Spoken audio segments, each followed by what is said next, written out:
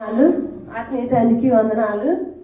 పోయిన నెలలో నేను బాగోలేదు, చెయ్యంతా బాగా నొప్పిగా ఉంటుంది, అప్పుడప్పుడు బరువు పట్టుకుంటాను కాబట్టి కుడి చెయ్యి అసలు లేవనియట్లేదు.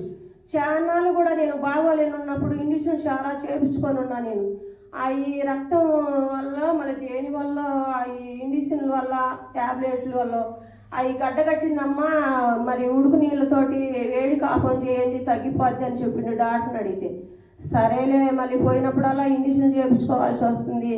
ఎన్ని మందులు ఆడినా కానీ చెయ్యి నొప్పి అయితే అసలు తగ్గిపోవట్లేదు అయ్యా అని నేను నిన్న 1వ తారీఖు అన్నకాడికి వచ్చి చెప్పి ప్రార్థన చేయించుకున్నాక ఒక ట్యాబ్లెట్ వేసుకున్నది లేదు, ఒక ఇండిషన్ చేయించుకున్నది లేదు. 5-6 రోజుల నుంచి కూడా చెయ్యి పైకి ఎత్తని చెయ్యి కూడా దేవుడి దయ వల్ల తగ్గిపోయింది.